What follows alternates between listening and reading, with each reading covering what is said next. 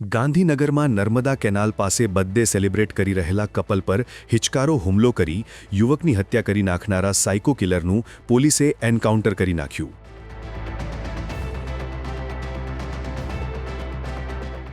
Psycho killer વિપુલ ઉર્ફે નીલ પરમારે અમિયાપુર નજીક કેનાલ પાસે બર્થડે સેલિબ્રેટ કરી રહેલા કપલ પર ઘાતકી હુમલો કર્યો હતો અને છરીના ઘા ઝીંકી યુવકની હત્યા કરી નાખી હતી.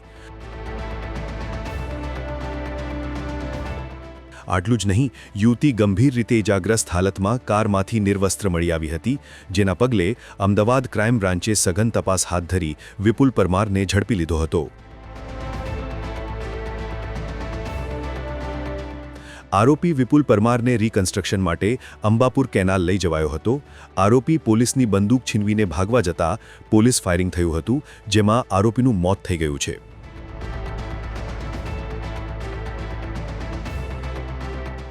આમ જ્યાં તેણે મર્ડર કર્યું ત્યાં જ તેનું પોલીસે ઢીમ ઢાળી દીધું છે. આ દરમિયાન 3 પોલીસકર્મીને ઈજા થઈ હતી. મહત્વનું છે કે વિપુલ પરમાર કેનાલ પાસે ઊભા રહેતા પ્રેમી પંખીડાને જ લૂંટ વિથ મર્ડર માટે નિશાન બનાવતો આવ્યો છે.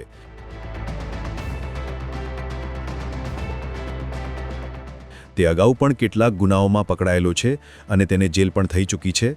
તે જામીન પર બહાર આવ્યો અને આ ગોઝારું કૃત્ય આચર્યું હતું.